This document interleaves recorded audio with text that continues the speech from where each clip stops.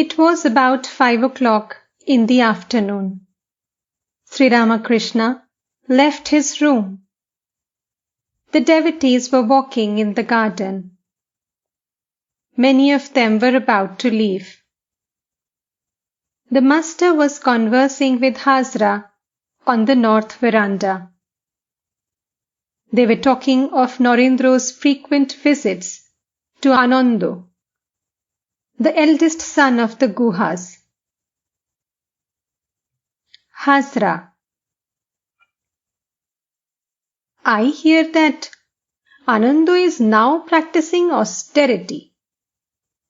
He lives on very little food and eats rice once every 4 days. Master: Is that so? Who knows? One may realize God even by means of a religious garb. Hazra: Narendra sang the Agamuni. Footnote: Agamuni, a class of songs invoking Durga, the Divine Mother. According to Hindu mythology, Durga or Uma is the daughter of King Himalaya.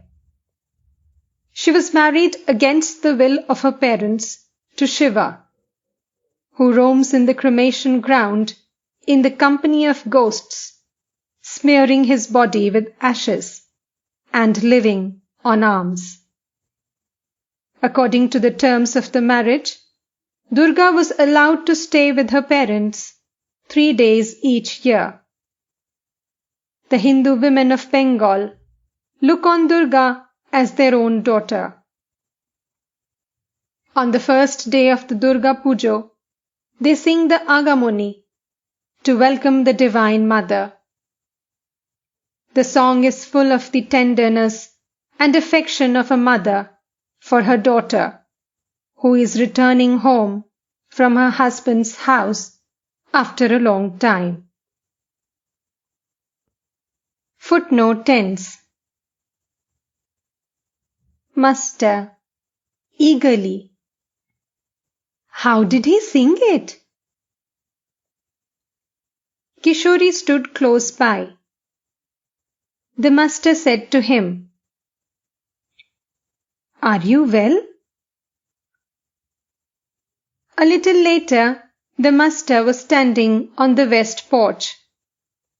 Since it was autumn, he had put on a flannel shirt dyed with ochre. He asked Narendra, Is it true that you sang the Agamoni? Footnote: As a member of the Brahmo Samaj, Narendra at that time did not believe in the gods and goddesses of the Hindu religion. Footnote ends. Accompanied by Narendra and M., Sri Ramakrishna walked to the embankment of the Ganges. Narendra sang the Agamoni. Tell me, my Uma, how have you fared alone in the stranger's house? People speak so much ill of us. Alas, I die of shame. My son-in-law smears his body with ashes from the funeral pyre and roams about in great delight. You too, along with him, cover with ash your golden skin. He begs the food that he eats. How can I bear it, being your mother? This time when he returns to claim you, I shall say to him, My daughter Uma is not at home. Footnote: Stranger. Shiva, Uma's husband. Footnote ends. Sri Ramakrishna stood listening to the song and went into samadhi. The sun was still above the horizon as the master stood on the embankment in the ecstatic mood.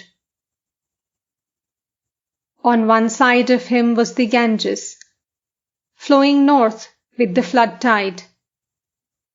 Behind him was the flower garden. To his right, one could see the Nahabad and the Panchavati. Narendra stood by his side and sang. Gradually the darkness of evening fell upon the earth. After Narendra and several other devotees had saluted the master and left for Calcutta, Sri Ramakrishna returned to his room. He was absorbed in meditation on the Divine Mother and was chanting her holy name.